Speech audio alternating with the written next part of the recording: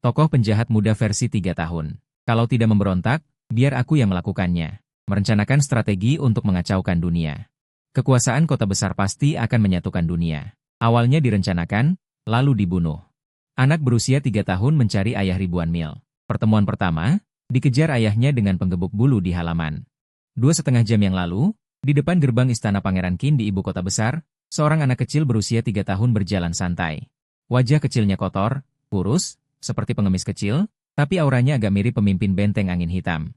Ini adalah area penting istana Pangeran Qin, bukan tempat anak kecil sepertimu bisa masuk. Pergi, pergi, pergi. Aku tidak punya keluhan. Wajah kecil yang kotor itu menyeringai, aku mencari istana Pangeran Qin. Hei, bocah kecil. Penjaga itu mengangkatnya dan bersiap membuangnya ke dalam sangkar merpati. Ah, Wen Ruan tidak menghindar. Wajahnya pucat pasi. Lepaskan aku. Lebih baik mati daripada dipermalukan. Orang miskin tidak bisa menyerah, pemuda yang penuh tekad. Wen Ruan meronta-ronta di dalam sangkar merpati, berjuang mati-matian. Hari ini kamu membuatku mundur 1 kaki. Jika dia membuatmu mundur 1 kaki, aku akan menyatukan dunia ini dan membunuh kalian semua.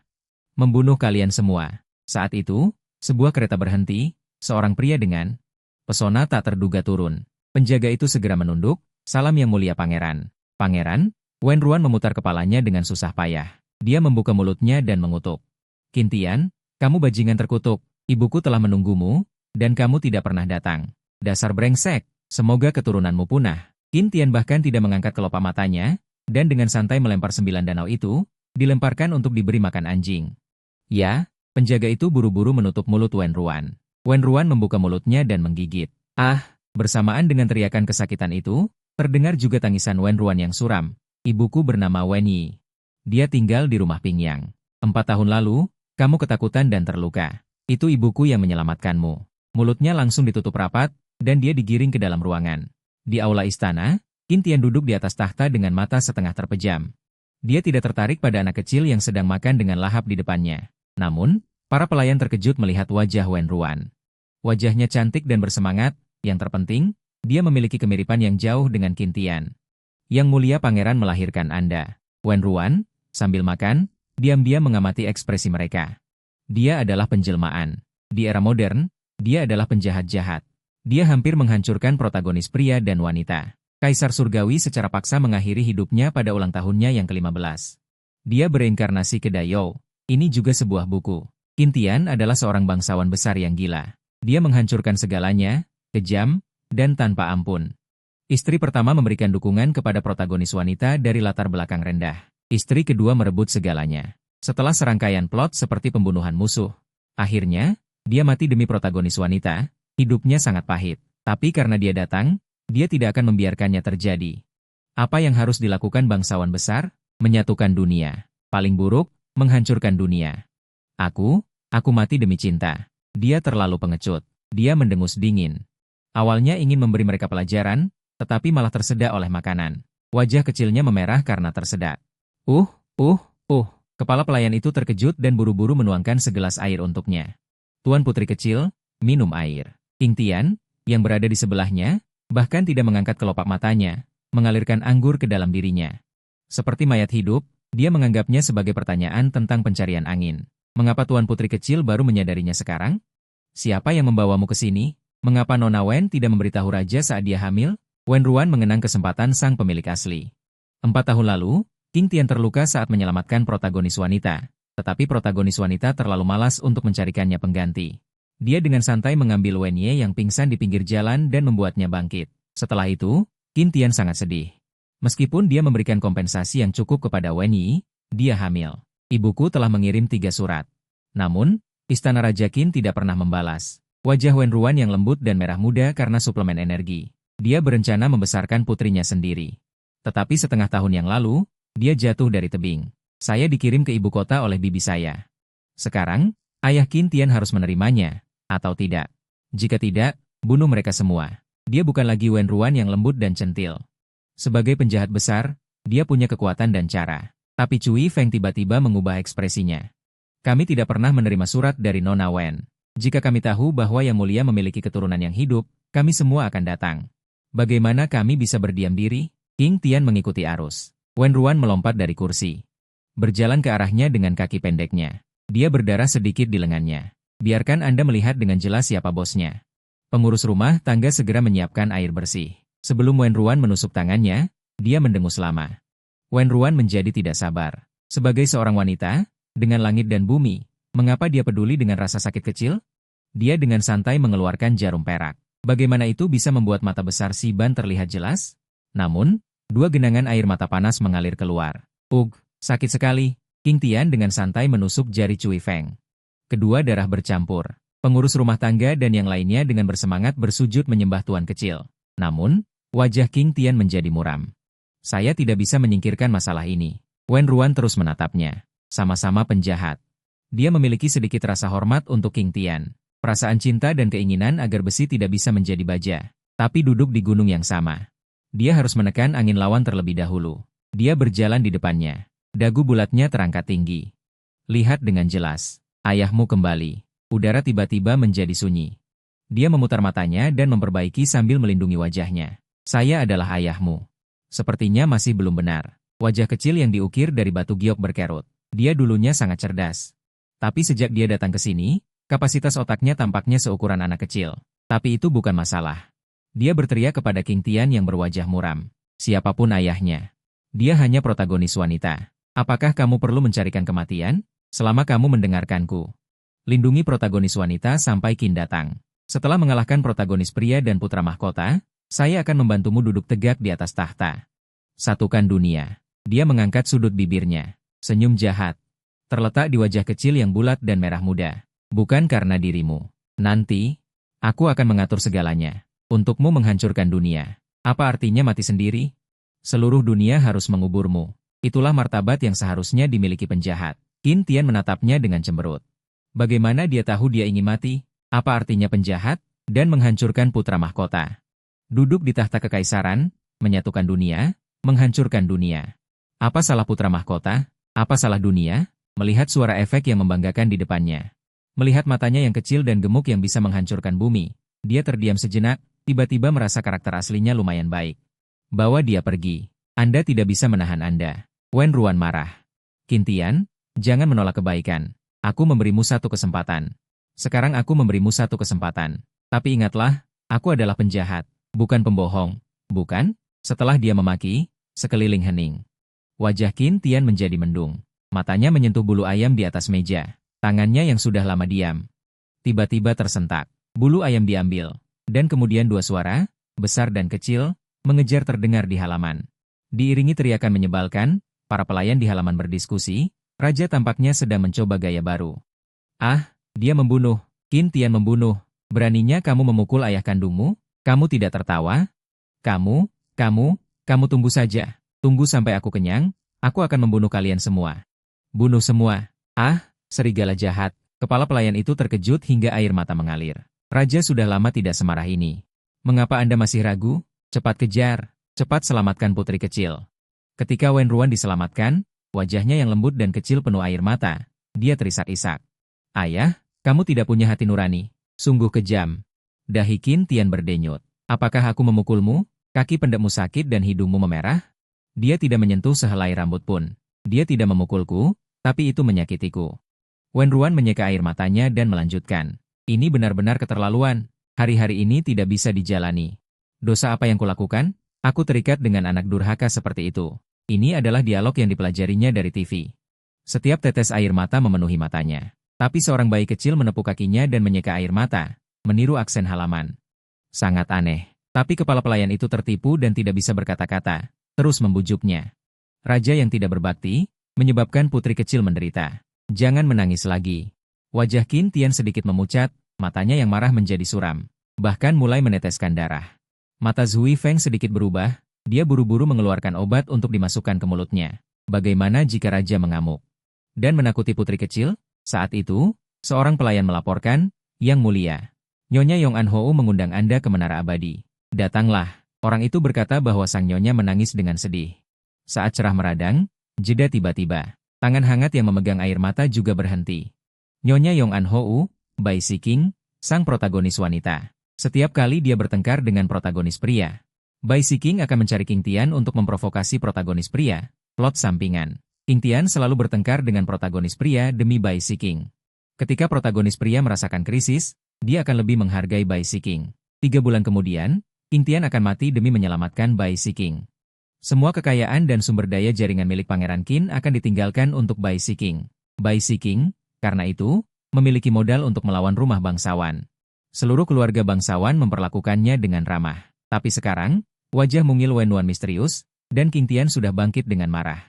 Xiao Jin menggertak Siking lagi.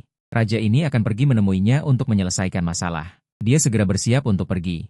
Wenwan mengangkat tangannya untuk menariknya. Apakah Anda ingin mendapatkannya? Langkah pertama untuk membentuk aliansi dengan rekan-rekan Anda. Tunjukkan kemampuan Anda terlebih dahulu, dapatkan karakternya, dan setara dengannya. King Tian tidak menghentikan langkahnya. Dia menoleh ke belakang. Wenwan tampak sangat misterius. Dia sangat peduli dengan keluarganya, kan? Sejauh yang saya tahu, dia punya adik laki-laki. Meskipun dia nakal, dia sangat disayanginya. Alasan utama protagonis pria Xiao Jing bertengkar dengannya adalah untuk membersihkan kekacauan adik laki-lakinya. Apa yang ingin Anda katakan? Mata King Tian sedikit menyipit. Wenwan tersenyum licik. Culik adik laki-lakinya. Jika Anda menginginkan orang itu, tukar dengan putra Anda. Jika dia tidak mau menukar, hubungan dengan keluarga istrinya akan putus. Kita hanya perlu sedikit mengacaukan untuk mendapatkan dia dengan memanfaatkan rasa bersalahnya terhadap keluarga istrinya. Jika dia mau menukar, itu lebih baik. Langsung saja membuat hubungan pernikahan mereka putus. Dia hanya bisa mengandalkan Anda. Zui Feng dan yang lainnya menatapnya dengan kaget. Trik jahat rendahan seperti ini, bahkan di tahun-tahun ketika pangeran mereka adalah suami yang beracun, mereka tidak pernah menggunakannya. Gadis kecil dari keluarga pangeran itu cukup mahir. Dan di mata King Tian yang selalu acuh tak acuh, untuk pertama kalinya muncul ketidakpastian. Siapa yang mengajarimu ini? Ini tidak perlu diajari. Siapa yang bisa mengajariku? Wenwan dengan bangga tertawa kecil. Siapa di bawah langit ini yang memiliki trik jahat seperti ini? King Tian menggertakkan giginya. Jari-jarinya berderak. Tidak mau terlibat dengan masalah Wenwan adalah satu hal. Tapi masalahnya, dia sudah terlibat. Dan dia lebih gila dan tidak punya prinsip darinya. Makhluk ini baru berumur 3 tahun. Wenwan menatap tanpa berkedip. Anak yang membuat masalah di tempat kerja. Seketika menunjukkan ekspresi ketakutan. Otaknya bereaksi lebih cepat daripada kakinya. Dia melompat dari kursi dan melarikan diri. Ah, teriakan mengerikan terdengar lagi. King Tian sudah melupakan semua tentang meradang dan undangan protagonis wanita. Hanya ada satu pikiran di benaknya, makhluk ini harus dipukuli. Apakah menurut Anda ada yang salah? Bisakah kita bernegosiasi? Wenwan, sambil menghindar, mengajukan syarat. Bagaimana kalau menculik putranya? Atau menculik semua anggota keluarga istrinya? Tidak, mengundang mereka datang. Atau langsung menyerbu rumah Yong An Ho. Bunuh ayah, rebut istri, lalu hancurkan putra mahkota, persatukan dunia. Begitu kata terakhir diucapkan, seolah-olah ada penggaruk bulu yang ditambahkan ke pantatnya, dia langsung melompat. Mata pengurus memerah karena kasihan. Zui Feng berdiri di sampingnya dengan ekspresi rumit. Dulu kupikir pangeran itu gila dan jahat. Kejam dan tidak berperasaan. Tapi dibandingkan dengan putri kecil, sulit membayangkannya. Pangeran masih memiliki sedikit garis moral. Setelah putri kecil menjadi kuat, pangeran bisa mengalahkan musuhnya. Dan setelah suara cambukan penggaruk bulu yang tak terhitung jumlahnya terdengar, Wenwan akhirnya ditangkap dan ditekan ke meja. Ah, penggaruk bulu menempel erat di tubuhnya di atas meja. Suara dingin Qiang Tian terdengar. Sekarang beritahu raja ini, apakah kamu masih ingin mengalahkan putra mahkota dan menyatukan dunia? Ia tidak berani memikirkannya. Wenwan sangat sedih. Begitu dia selesai berbicara, dia dipeluk oleh pengurus. Sangat menyakitkan. Putri kecil sudah mengakui kesalahannya. Pangeran, hentikan. Lihatlah, Tuan Mudali, kamu sudah dipukuli. Sekalipun kamu kejam, kamu tidak boleh memukul anak itu. Seseorang kabur. Wenwan menangis lebih keras. Qiang Tian marah. Wajahnya memerah dan dia berlari. Apakah raja ini memukul salah satu jarinya? Wenwan ketakutan sampai tidak bergerak. Pengurus semakin kasihan. Raja itu membujuknya dan memeluknya untuk makan kue. Sejak Bai Siking menikah, Qiang Tian yang muram, gelap, dan gila, sekarang dipenuhi dengan kemarahan. Seolah-olah lebih hidup. Zui Feng melihatnya dan matanya sedikit berkedip. Pangeran, putri kecil sudah mengakui kesalahan. Saatnya membawanya ke istana untuk dilihat kaisar. Masuk istana, Qiang Tian menunjukkan ekspresi mengejek. Keturunan putra mahkota adalah cucunya yang paling tercinta. Mengapa putriku harus duduk di bangku naga di depannya? Bukankah itu yang Anda lakukan sendiri? Zui Feng berbisik. Kaisar paling menyayangimu sejak kecil. Tapi demi Nyonya Yong An Ho, Anda sendiri mengangkat anak haram yang lahir dari pelayan istana. Tidak hanya tahta putra mahkota yang diserahkan, Bahkan ibunya yang tidak layak itu pun menjadi selir. Memikirkan ini, Zui Feng mengertakkan giginya. Jika bukan karena ibu dan anak itu menjebak Anda, bagaimana Kaisar bisa kecewa pada Anda? Jika Anda tidak menyerah besok, biarkan mereka memanfaatkan kesempatan ini untuk naik. Membuat Anda dan Kaisar seperti api dan air. Zui Feng menunjukkan ekspresi bingung. Anda dirugikan karena tidak seperti mereka yang licik.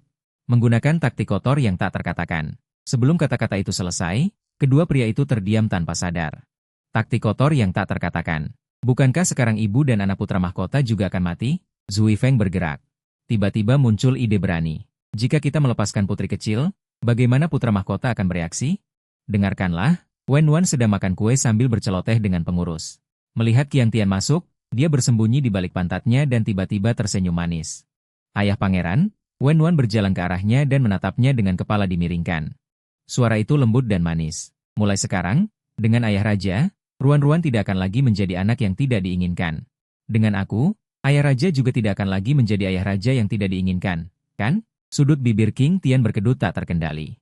Wen-Ruan mengubah sikapnya yang tadinya sob jagoan menjadi sangat patuh memanggil ayah raja. Ini membuatnya tidak punya alasan untuk marah. Pembantu rumah tangga dengan hati-hati mengambil kemoceng dari tangannya. Wen-Ruan menghela napas lega. Kakek pembantu benar. Kamu turun. Wen-Ruan menatapnya, ingin membuat marah. Apa ayah raja membenciku? Tapi aku pergi dari ayah raja sejak kecil dan tidak pernah merasakan pelukan ayah. Dia mengendus hidungnya. Matanya merah dan menyedihkan. Orang lain punya ayah, aku tidak. Aku sangat merindukan ayah. Mendengar ini, kegelapan di mata Qiang Tian sedikit menghilang. Namun wajahnya masih sedingin biasanya. Dia menepuk-nepuk air mata Wen-Ruan dengan canggung dan tidak sabar. Berhenti menangis. Suara Wen-Ruan tercekat. Ibu sudah tiada, aku hanya punya ayah. Mulai sekarang, aku tidak akan pernah berpisah dengan ayah lagi. Dia memeluk lehernya dengan bahagia. Sangat baik. Pembantu rumah tangga menyeka air matanya dengan haru. Pangeran sudah lama tidak terlihat seperti manusia. Saat ini, sebuah suara datang dari luar. Kaisar memerintahkan agar Pangeran Qin dipanggil. Qiang Tian tidak bisa melepaskan diri dari Wen-Ruan, jadi dia hanya bisa memeluknya dengan kesal. Di halaman, seorang kasim berwajah pucat berteriak, Kaisar memerintahkan besok Pangeran Qin membawa putri kecil ke istana. Alis Qiang Tian berkerut sedikit. Dia bersiap menolak dekret, tetapi Wen-Ruan sudah bertepuk tangan kecil.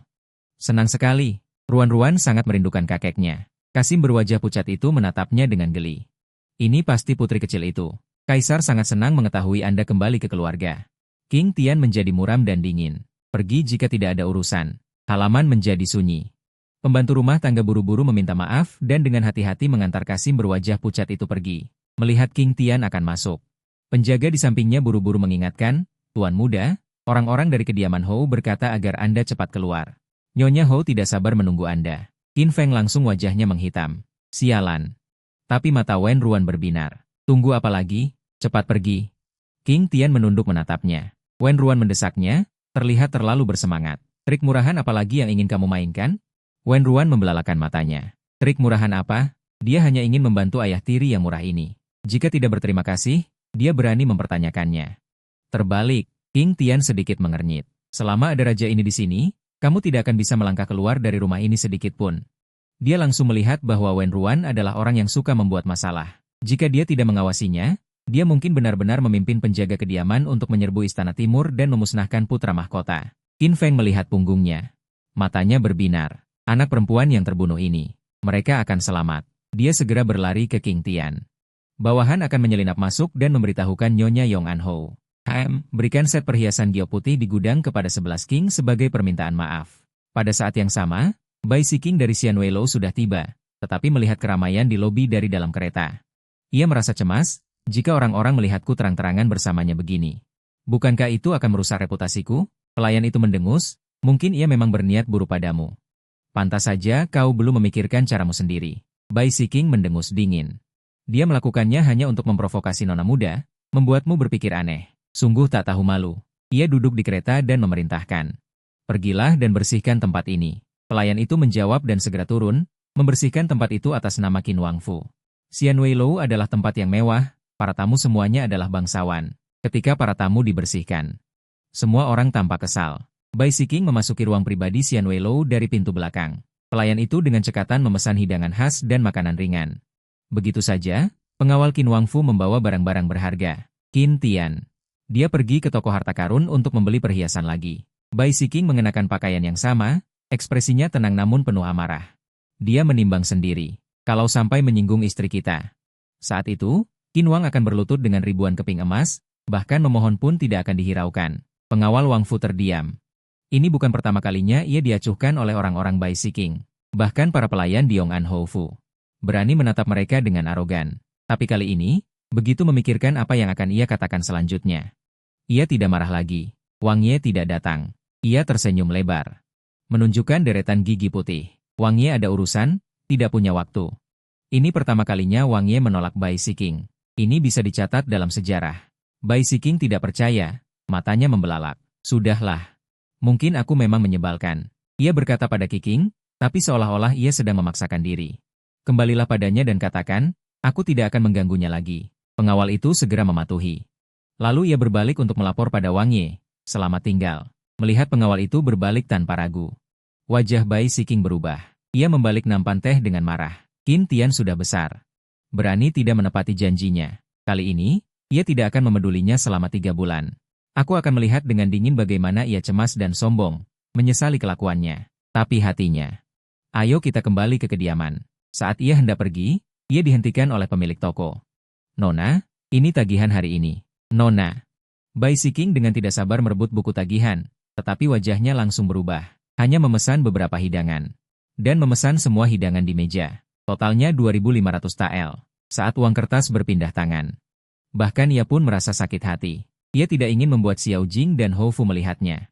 Ia tidak pernah menggunakan sepeser pun dari Hou Fu. Tapi keluarganya baru saja kaya beberapa tahun terakhir, latar belakangnya kurang kuat. Tidak ada dukungan sama sekali untuknya. Hari ini, 2.000 tael lebih sudah cukup untuk memotongnya sebagian. Dia mengertakkan gigi hari ini. Dia membayar. Jika dia tidak tahu cara membalasnya di masa depan, jangan berharap dia memberimu wajah yang baik. Saat ini, di rumah Pangeran Qin. Wen Ruan menatap meja penuh makanan, matanya berbinar. Dia sudah di sini selama sebulan. Tapi dia tidak punya banyak uang, jadi dia hanya bisa makan makanan sederhana. Dia tidak sabar menunggu pengurus rumah tangga membawanya perlahan. Dia melambaikan tangannya dan mulai makan dengan lahap. Pipi tembemnya yang sudah bulat semakin menggembung. Membuatnya terlihat sangat imut. Tapi Qin Tian sedikit tidak nyaman. Kamu belum makan di jalan? Apakah kamu belum kenyang? Mengingat pakaian Wen Ruan hari ini saat datang, kotor dan berlumpur. Senyumnya yang lebih kotor tidak terlihat seperti aslinya. Perjalanan ini pasti sulit. Wen Ruan mengunyah makanannya. Menjawab dengan tidak jelas, saya baru saja tiba, baru saja bersiap untuk datang ke ibu kota. Keluarga saya tidak punya uang, dan ibu saya tidak punya kerabat. Tidak ada orang di lingkungan yang menginginkan saya. Qin Tian merasa tertekan di hatinya. Lalu di mana kamu makan dan tidur? Saya tidur di kuil tua di pinggiran kota. Seorang kakek pengemis memperlakukan saya dengan baik. Wen Ruan berkata tentang ini. Dengan bangga di wajahnya. Dia berkata bahwa saya pintar dan cantik, dan memberi saya roti kukus. Roti kukus itu harum dan lezat. Ruangan itu kosong. Wen Ruan mengelus perutnya. Dia tersenyum manis ke atas dan berkata, kakek pengurus rumah tangga, saya ingin makan roti kukus. Baiklah, pengurus rumah tangga mengusap sudut matanya dan segera pergi mengambil roti kukus. Qin Tian mengerutkan kening lagi. Saya memberikan 50.000 tael kepada ibumu saat itu, serta sebuah rumah dan beberapa toko. Cukup untuk Anda makan dan minum seumur hidup, bagaimana bisa tidak punya uang? Wen Ruan tertegun. Bukankah itu milik Bibi Ju? Dia membolak-balik ingatannya, tetapi otak anak berusia 3 tahun tidak begitu baik. Tidak menemukan ingatan tentang harta benda, jadi dia menjelaskan, Bibi Ju adalah pelayan ibuku. Keluarganya adalah pedagang kaya. Setelah ibuku meninggal, dia mengambil beberapa dokumen. Paman Siu Chai telah memeriksanya dan mengatakan ada stempel pembayaran. Rumah dan properti itu bukan milik ibuku. Zui Feng di samping mengerutkan kening. Pedagang kaya seperti itu tidak dapat terhubung dengan pembayaran, apalagi berani menelan warisan sebesar itu. Pasti ada seseorang di balik Xingzu. Dia berhenti sejenak. Juga, kami belum menerima surat apapun dari kedatangan Nona Wen. Mungkin ini juga ada hubungannya dengan masalah ini. Periksa, mata Qin Tian sedikit bergeser. Wen Ruan menyipitkan matanya berbahaya. Ketika dia datang, pemilik asli sudah meninggal, dan tubuhnya hampir mati. Setelah dirawat oleh kakek pengemis selama beberapa hari, dia mendapatkan kembali kekuatannya, lalu dijemput dengan tergesa-gesa oleh bibinya. Tidak ada waktu untuk mencari akun Xingzu. Jika tidak, warisan keluarga Wen, bahkan jika bukan miliknya. It's hers. Anyone who disobes will be eliminated. Dia mendengus, mata bulatnya yang indah memancarkan kelihayan dan keganasan. Mantou datang. Kepala pelayan meletakkan sepiring mantou putih kecil dengan hati-hati di depan Wen Ruyan. Baru saja matang, putri. Hati-hatilah. Wajah Wen Ruyan langsung berubah. Dia menjilat bibirnya, mengambil mantou itu, dan menggigitnya dengan lahap. Kenapa tidak enak? Kamu sendiri bilang itu enak. Kamu benar-benar penjahat. Tidak bisa menemukan kok yang enak, benar-benar memalukan bagi sesama profesional. Baru sehari. King Tian sudah terbiasa dengan kata-kata aneh yang keluar dari mulutnya, tetapi melihatnya makan satu mantou dengan lahap dan mengambil yang lain. Dia merasakan gelombang rasa asam yang kuat di hatinya. Apa yang begitu enak dari mantou putih? Bahkan orang miskin pun tidak akan memakannya begitu saja. Itu pasti karena keburukannya. Para pelayan di samping juga merasa campur aduk. Kepala pelayan bahkan menyeka air matanya, tidak tahu harus berbuat apa karena kasihan. Satu-satunya keturunan pangeran mereka. Putri kerajaan yang berharga, tidur di rumah bocor dan makan mantou dingin. Hidup bersama pengemis. Memikirkan yang terakhir, dia buru-buru bertanya, siapa nama pengemis tua itu? Seperti apa rupanya? Saya akan segera mengirim seseorang untuk berterima kasih padanya. Tidak perlu. Bibi sudah mengaturnya. Wen Ruyan berkata setelah menghabiskan secangkir teh bunga. Bibi juga adalah teman sapu tangan ibuku. Dia pergi keluar sebelumnya dan bergegas kembali setelah mengetahui berita kematian ibuku. Saya datang ke ibu kota untuk mengenali Anda. Hari ini dia juga membawa saya ke rumah Pangeran Qin. Kepala pelayan segera berkata. Lalu bagaimana dengan Bibi? Saya akan segera mengundangnya. Seseorang mengejar Bibi. Bibi pergi dengan cepat. Wen Ruyan tersenyum misterius, itu urusan percintaan Bibi. Tidak perlu khawatir. Dia bilang dia akan kembali bulan depan untuk menemui kita. Kepala pelayan akhirnya berhenti dengan enggan. Saat berbicara, Wen Ruyan baru saja kenyang. Dia menyentuh perutnya yang kecil dan kurus, matanya berbinar. Dia menatap makanan di atas meja dengan tatapan menggoda. Sialan. Kemampuan pengendalian diri saya yang membanggakan benar-benar tergoda habis-habisan oleh Anda. Dia menggunakan dua idiom dalam satu kalimat. Otak saya masih berfungsi. Setelah makan, kepala pelayan membawa Wen Ruyan ke halaman yang telah diatur khusus untuk mereka. Wen Ruyan berjalan-jalan dengan tangan di belakang punggungnya, mengangguk puas. Kakek kepala pelayan, Anda sudah bekerja keras. Saya sangat menyukainya. Selama putri menyukainya, saya rela bekerja keras. Kepala pelayan tertawa lebar. Sebelum King Tian pergi, dia bertanya dengan dingin dan ragu-ragu, apakah kamu baik-baik saja tidur sendiri? Anak-anak tampaknya takut tidur sendiri. Putra Bai King selalu mengganggunya, bersikeras untuk dinyanyikan agar tertidur. Jika Wen Ruyan juga perlu dihibur, King Tian mengerutkan kening. Dia tidak pandai menghibur orang untuk tidur. Tidak sekarang, dan tidak akan pernah di masa depan. Saat dia sedang merenung. Tidak apa-apa, kau boleh pergi. King Tian menghela napas lega. Dia dikirim pergi lagi seperti hewan peliharaan. Keesokan paginya, saat langit cerah, kereta dari kediaman Qin Wang perlahan berangkat. Kepala pelayan tidak mengantar kereta. Menyaksikan kepergiannya, sang putri kecil tidak mengganggu seperti anak biasa. Ia bahkan membangunkan raja. Sungguh anak yang baik. Para pelayan di sampingnya yang tampak lesu menarik sudut bibir mereka. Satu-satunya yang tidur nyenyak tadi malam adalah kepala pelayan yang pingsan. Dia merasa sang putri kecil menyedihkan, manis, dan patuh. Di dalam kereta, Wen Ruyan sudah rapi dan duduk dengan semangat di atas bantal empuk. Dia makan kue dengan lahap, sementara King Tian matanya sedikit berat. Dia menopang dahinya dan menutup matanya. Wen Ruyan menangis dan bernyanyi di atap tadi malam. Dia baru tidur menjelang subuh. King Tian takut dia akan bangun lagi di tengah malam dan memaksakan diri menjaganya sepanjang malam. Dia akhirnya tertidur lelap menjelang subuh. Tapi setelah Wen Ruyan selesai makan kue, dia merasa sedikit bosan. Dia mencolek King Tian. Jangan tidur. Bangun. Bangun. King Tian menggosok telinganya, menarik napas dalam-dalam, dan membuka matanya yang memerah. Dia menatap Wen Ruyan tanpa ekspresi. Wen Ruyan bertanya dengan suara pelan, ceritakan tentang kakek tua itu. Bagaimana kabarnya? Apakah dia mudah diajak bicara? Kakek tua yang mana? Wen Ruyan menatapnya seolah dia bodoh, menyikutnya. Ayah kandungmu. King Tian menutup matanya. Hari ini hanya formalitas. Tentu saja, dia juga tidak berminat untuk berbicara banyak denganmu. Wen Ruyan tiba-tiba mengerti. Hubunganmu dengan ayah kandungmu tidak baik, ya? Dia bahkan tidak memberimu muka sedikit pun.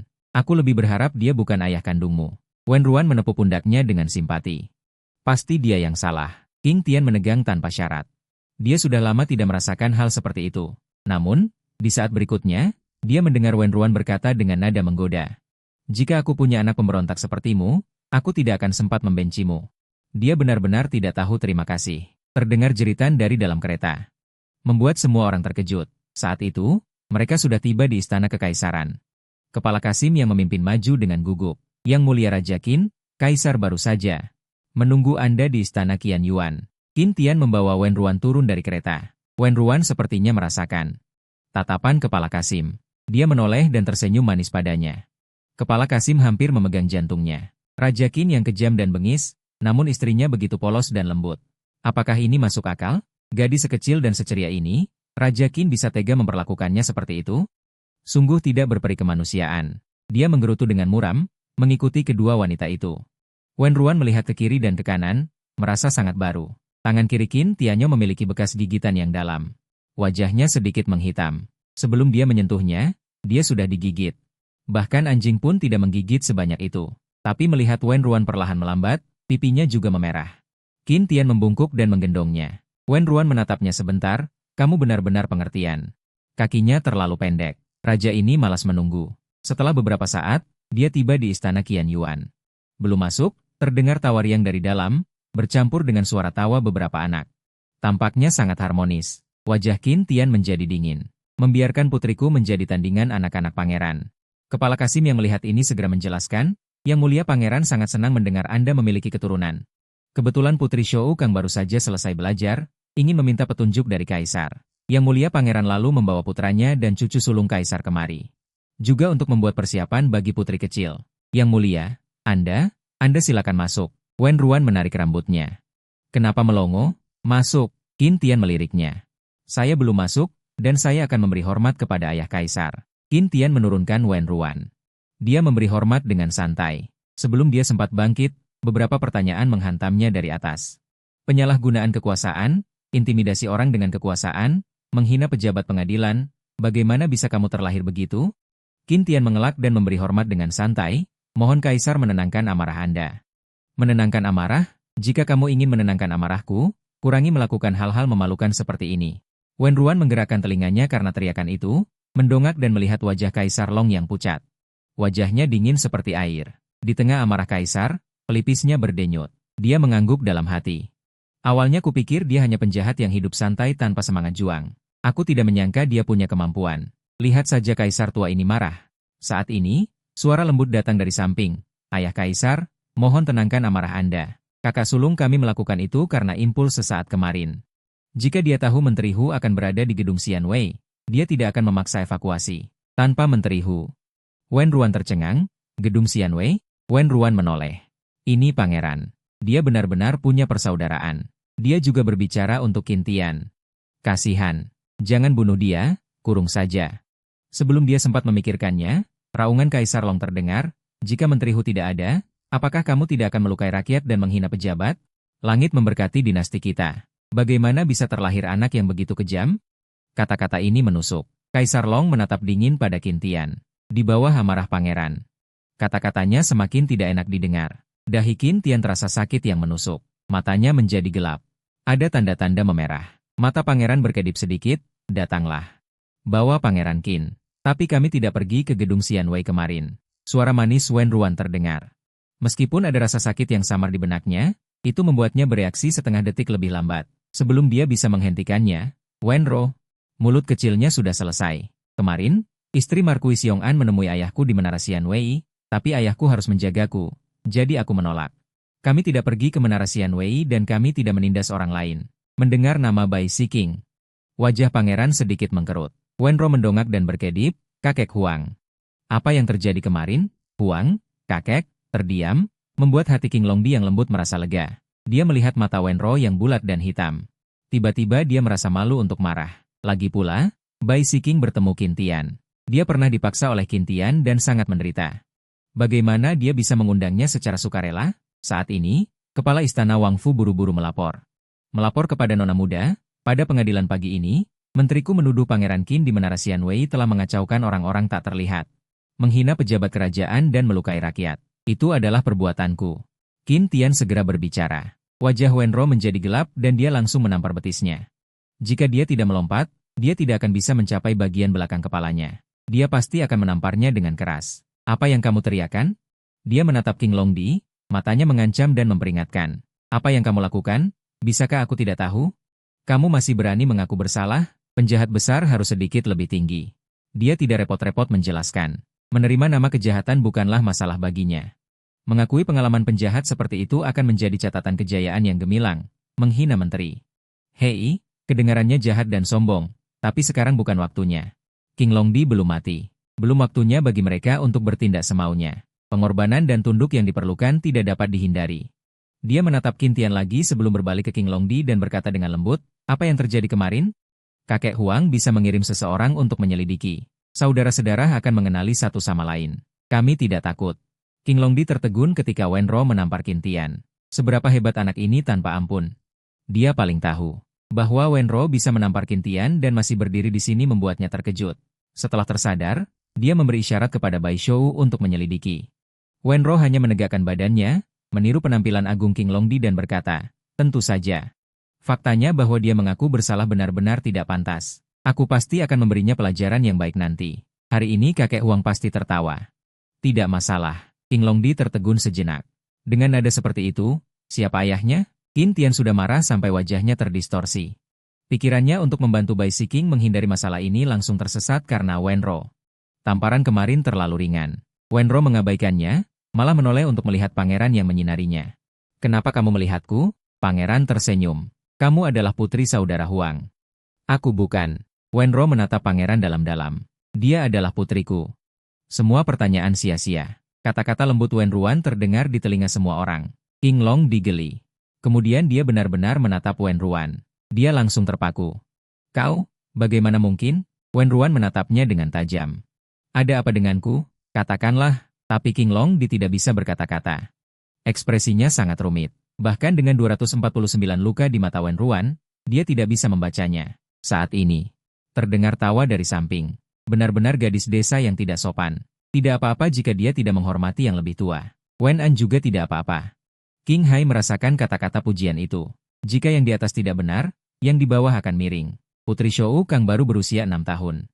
Namun dia dipuji sebagai gadis kecil yang cerdas. Dia sangat cerdas. Kata-katanya pedas.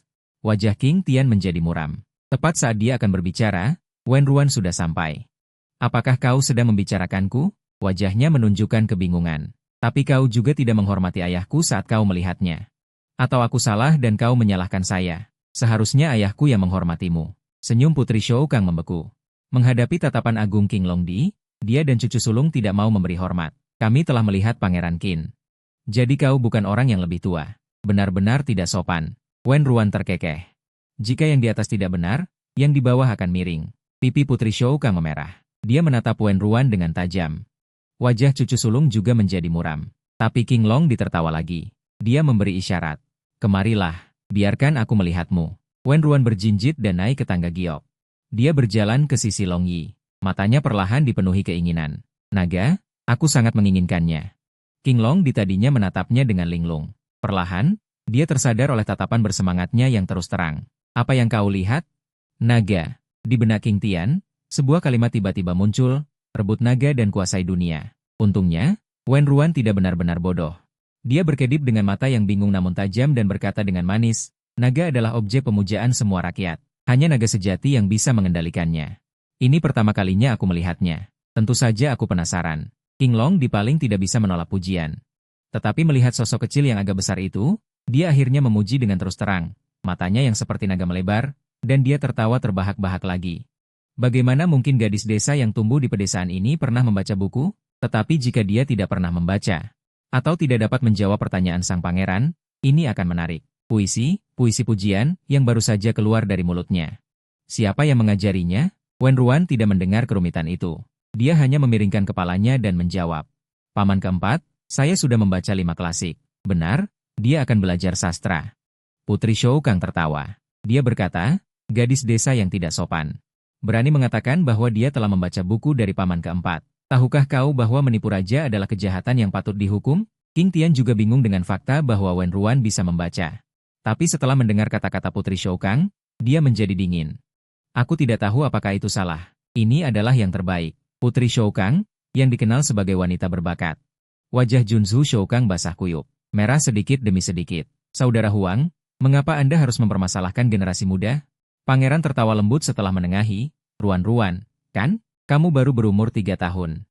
Bagaimana mungkin kamu membaca 4 buku dan 5 kitab suci?" Bahkan Shou Kang yang rajin belajar siang dan malam hanya berhasil membaca universitas secara kasar. Anak-anak yang berbohong akan dihukum. Wen Ruan mencibir. Tiba-tiba dia menegakkan badan beberapa kali. Bukan hanya protagonis yang akan kehilangan muka, tetapi juga penjahat. Dia bisa memukul wajahmu dengan tepat. Kalian berdua belum mengalami kesulitan hidup selama 3 tahun. Bagaimana kalian bisa berbicara tentang tidak memiliki kesabaran dan keserakahan? Itu hanya akan menjadi lelucon. King Tian sedikit mengerutkan bibirnya. Dia baru hidup selama 3 tahun. 3 tahun penuh kesulitan. Dan kata-kata berbelit-belit itu, apa-apaan ini? Tetapi bahkan jika dia mengeluh dalam hati, dia harus mengakui bahwa untuk anak berusia 3 tahun ini, itu sudah cukup untuk membuktikan pemahamannya tentang puisi dan sastra. Wajah pangeran dan permaisuri tidak terlihat bagus. Wen Ruan menyipitkan matanya menatapnya. Mengangkat satu sudut bibirnya, lihatlah usiamu yang sudah tua, tapi begitu murni. Sudahkah kamu minum obat? Saat ini, di mata pangeran yang menatap Wen Ruan, ada kilasan niat dingin. Namun, tatapan Kaisar Qinglong aneh. Dia bahkan dipenuhi dengan kerinduan. Seperti dia, dulu. Permaisuri Yuan dulu persis seperti ini. Dia menatap Wen Ruan lagi dengan tatapan rumit itu. Setelah mendengarkan, nama Wen Ruan juga bagus. Terbiasa dengan nama negara. Wajah semua orang di aula berubah drastis. Kaisar Qinglong dan Permaisuri Yuan tumbuh bersama. Permaisuri Yuan meninggal pada tahun yang paling dia cintai. Sejak itu, dia menjadi cahaya putih yang tak terhapuskan di hatinya. Wen Ruan dan King Tian telah terpisah lama, dan King Tian adalah Permaisuri Yuan. Pangeran menduga Kaisar Qinglong akan berbeda terhadap Wen Ruan, tetapi gelar ini terlalu berat. Hanya Istana Timur yang pantas mendapatkannya. Junzu Shou Kang semakin mengepalkan tangannya dengan erat. Shou Kang. Chen An. Mana yang lebih berharga? Tidak perlu dikatakan lagi. Setelah hari ini, kejayaan masa lalu Shou Kang akan menjadi lelucon. King Tian tampak puas. Dia menangkupkan tangannya untuk berterima kasih. Terima kasih atas hadiahnya, Ayah Kaisar. Wen Ruan mengedipkan mata. Dia dengan sopan belajar menangkupkan tangannya. Terima kasih atas hadiahnya, kakek Kaisar. Kaisar Qinglong berbicara dengan Wen Ruan sebentar lagi. Akhirnya, Kaisar Qinglong memberikan banyak hadiah sebelum membiarkan mereka pergi. Kisah cinta berdarah yang dibayangkan Wen Ruan. Mengapa harus ada kisah cinta berdarah? Hanya dengan wajah ini, Kaisar Qinglong pasti mengkonfirmasi identitasnya. Bahkan pangeran tidak banyak bicara. Sebelum pergi, dia menepuk pedang Kaisar Qinglong. Rasanya seperti baru. Senang berbicara dengan kakek Kaisar hari ini. Datanglah menemaniku lebih sering di masa depan. Orang-orang merasa kesepian, mengharapkan seseorang untuk diajak bicara. Kaisar Qinglong menggelengkan kepalanya. Baiklah, setelah berbicara, dia menyapu pandangannya ke arah King Tian. Akhirnya aku menyukainya, tapi malah memarahinya sampai punya anak. Ubah kebiasaan keras kepalamu itu. Lihat lingkaran hitam di bawah matamu, semalam kau pergi mencuri. Kau sendiri yang berjiwa bebas, jangan menyakiti Ruan Nuan. Wajahnya bisa berubah seketika di hari cerah. Dia menepuknya dengan lembut dan menghibur. Dengarkan baik-baik, jangan membantah. Kaisar Agung harus diberi muka. King Tian memelototinya, tapi tidak lagi bicara. Mata Kaisar Qinglong berkedip. Dia menatap Wen Ruan dengan penuh perhatian. Putra mahkota, wanita itu, dan ketiganya keluar dari istana Qian Yuan bersama mereka. Dia menatap Wen Ruan sambil tersenyum lembut. Ruan Nuan pintar. Jika nanti tidak ada apa-apa, datanglah bermain dengan kakakmu Shou Kang. Tuan Putri Shou Kang tidak bisa menyembunyikan pikirannya. Dia berpikir, seorang putri liar tanpa ayah. Mengapa Tuan Putri ini menempelkan aroma kemiskinannya padanya? Begitu Tuan Putri Shou Kang selesai bicara, Pak, King Tian meninju wajah putra mahkota. Kakak, mengapa Anda melakukan ini? Putra mahkota mengibaskan lukanya, matanya menjadi gelap. Suara King Tian dingin. Aku tidak memukul anak kecil. Jika mereka benar-benar banyak bicara, maka aku hanya bisa mendisiplinkan orang tua mereka. Bagaimanapun, anak tidak menyebut ayah karena alasan tertentu. Nian, putra mahkota menarik tangannya, wajahnya pucat pasi. Dia dengan wajah muram hendak membalas, tetapi dipegang erat oleh cucu kaisar. Ayah. Shou Kang mengucapkan kata-kata kasar. Wen Ruan juga mendapat kesempatan. Kita tidak boleh bertengkar hanya karena keinginan. Selain itu, dia melirik penuh perhatian pada Wen Ruan yang bersemangat. Suaranya sangat rendah. Dia seolah berharap kita membalas. Ini pasti jebakan. Tolong jangan terpancing. Putra mahkota terkejut, menatap Wen Ruan. Dia memang tersenyum lebar, matanya bersinar seolah-olah dia ingin. Dia segera membalas dengan ganas. Huang Changsun merendahkan suaranya. Selama bibi 11 King ada di sini, seluruh rumah Pangeran Qin adalah anjingmu. Mengapa harus mempermasalahkan keluarga sendiri? Putra mahkota melirik ke arah istana Qian Yuan di kejauhan. Menggigit giginya diam-diam, lalu wajahnya melembut. Shou Kang memang kurang ajar. Memang benar aku kurang mendisiplinkan. Terima kasih kakak atas pengingatmu. King Tian tersenyum tipis, berterima kasih padanya. Putra mahkota merasa otaknya tertutup pintu, tetapi melihat reaksi King Tian, dia semakin yakin bahwa King Tian mencoba memprovokasinya untuk membalas. Dia menjadi lebih tenang di dalam hati, tersenyum dan pamit. Dia hampir saja terjerat rencana King Tian. Dia benar-benar bodoh. Berani-beraninya dia memberitahu Wen Ruan rencananya. Wajah anak 3 tahun tidak bisa menyembunyikan apapun. Sebaliknya, dia mengira dirinya lah yang telah mengungkapkannya. Putra mahkota tertawa kecil, dan pergi dengan wajah tanpa emosi, tidak peduli. Tuan Putri Shoukang entah mengapa menjadi waspada. Dia menoleh untuk melihat King Tian, tetapi wajahnya pucat pasi di bawah tatapan dingin King Tian. Hanya dengan satu kalimat, King Tian bertindak seperti anjing gila. Dia hanya menggenggam tangan Huang Changsun. Cepat pergi. Wen Ruan di belakang menunjukkan kekecewaan, lalu membenci dirinya sendiri karena tidak bisa berbuat apa-apa. Satu pukulan saja cukup, kenapa kau tidak menyerang saja? Apa sang pangeran bodoh itu berdiri di sana saja untuk dipukuli? King Tian, ia berdiri kokoh seperti pilar, tidak bergerak. Sungguh bodoh. King Tian meraihnya dan berbalik keluar istana. Kau jangan menebar kekacauan. Zui Feng, kau juga tidak boleh menyia-nyiakan kesempatan. Nona muda, jangan membuat masalah. Meskipun Nona akan bersikap kasar, Yang Mulia memukul sang pangeran di depan umum. Besok pasti akan ada teguran. Kalau mau memukul, harusnya di malam hari dengan gelap dan angin, lalu dibungkus kain. Tapi secara keseluruhan, aku puas dengan hari ini. Yang Mulia King Tian hanya tahu minum dan membuat masalah. Racun lagu tidak bisa membangkitkan semangat pangeran. Mengejek Kang. Hari ini dia benar-benar berani mengangkat tinjunya. Nona muda sungguh hebat. Saat ketiganya sedang berbicara, seorang kasim kecil membawa sepasang orang dengan tergesa-gesa, mematuhi akal sehat dan bakti. Permaisuri mendengar Nona muda melanggar aturan leluhur, lalu menganugerahkan beberapa harta karun. King Tian makan. Mengangguk sedikit. Terima kasih, Permaisuri. Setelah kembali ke istana Raja Qin, Zui Feng mendapat kabar dan melaporkannya dengan tergesa-gesa. Hanya makan mentah. Menyuruhnya menyalin kitab Buddha 100 kali. Wajah Qin Tian berubah drastis.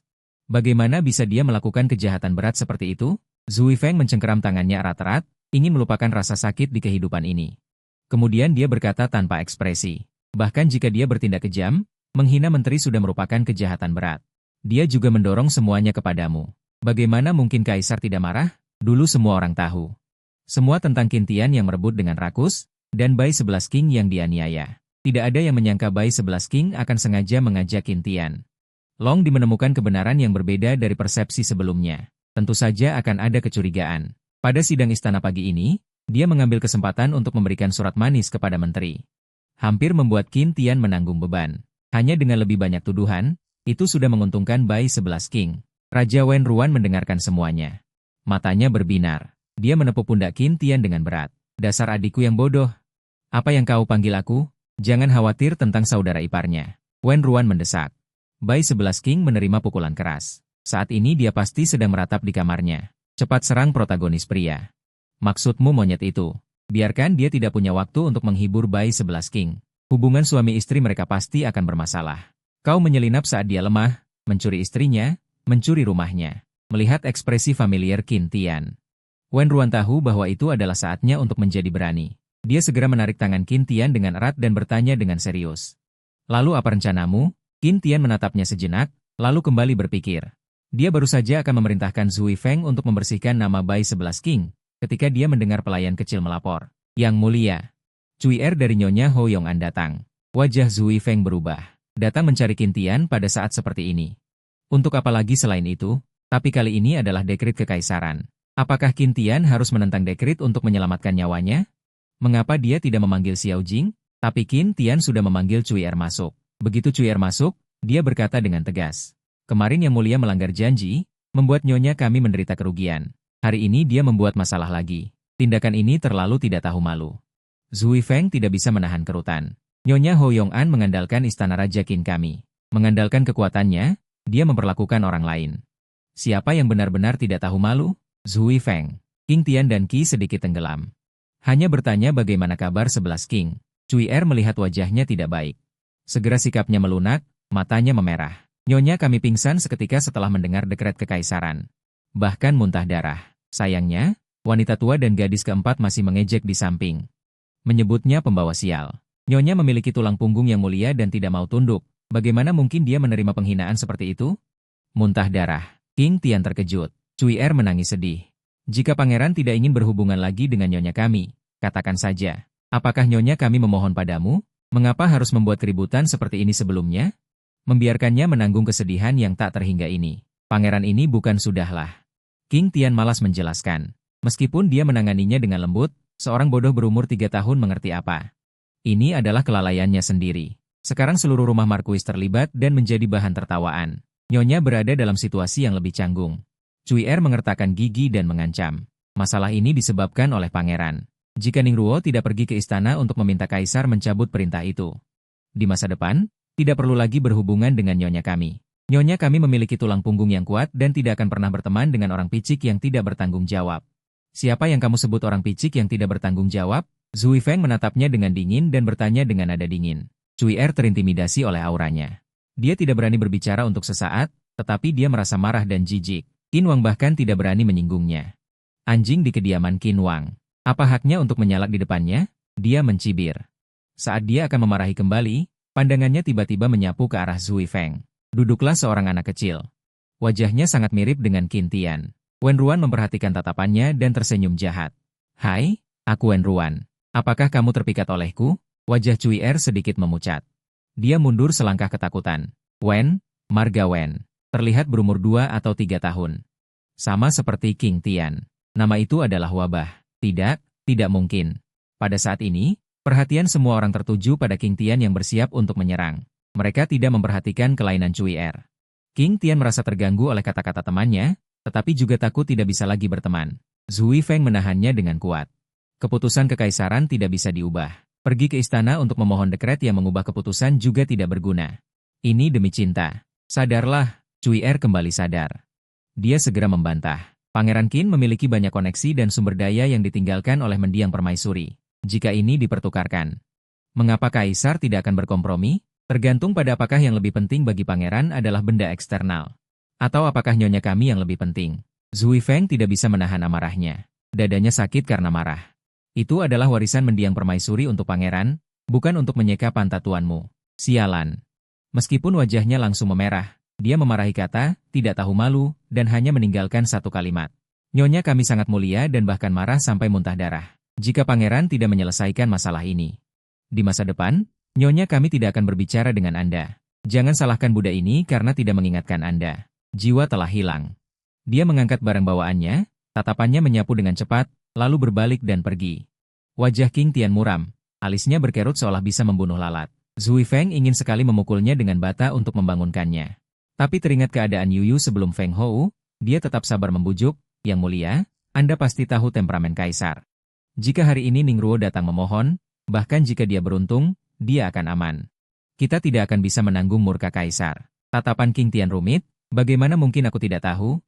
Hanya saja, permintaan bayi 11 King dia tidak pernah mengecewakan. Sudah menjadi kebiasaan. Bahkan jika dia tahu itu akan membuatnya marah, dia akan menyambut badai amarah itu terlebih dahulu. Dia tidak tega membuatnya kecewa. Ternyata, anjing, seperti ini. Suara lembut dan ingin tahu Wenran terdengar. King Tian menatapnya dengan waspada. Anjing apa? Rasa ingin tahumu tidak besar? Namun, intuisinya mengatakan kepadanya bahwa, anjing, itu bukan hal yang baik. Wenran tersenyum tipis. Lihatlah dirimu di cermin, maka kau akan tahu. Seorang penjahat yang tadinya bisa menaklukkan langit dan bumi, ini di dunia luar hanya menjadi, anjing, yang hanya berputar di sekitar sang protagonis wanita. Seekor, anjing, yang rendah hati. Lalu, King Tian melototinya. Kita akan selesaikan ini nanti. Melihatnya akan pergi, Wenran buru-buru menarik tangannya. Hei, mau kemana kau? Ke istana? Tidak, dia menarik King Tian dengan erat, wajahnya memerah karena marah. Aku baru saja terhubung dengan Kaisar Agung hari ini, dan aku akan memberinya arahan. Selain Kaisar Qinglong, belum pernah ada orang yang memarahiku seperti ini. Dia tertegun sejenak. Zui Feng dan yang lainnya menundukkan kepala serempak. Bibiran mereka menegang. Hanya kepala pelayan yang memandang Wenran dengan lega, dan membujuk. Yang Mulia, tidak apa-apa jika Anda menyinggung Kaisar. Bagaimanapun, Anda memiliki kulit yang kuat dan daging yang tebal. Tapi jangan sampai membuat nona muda terpengaruh. Wenran menatap wajah King Tian yang muram, ini tidak cukup untuk nona muda. Hati kecilnya sedikit berani. Bagaimana denganmu? Apa kau ingin memukulku?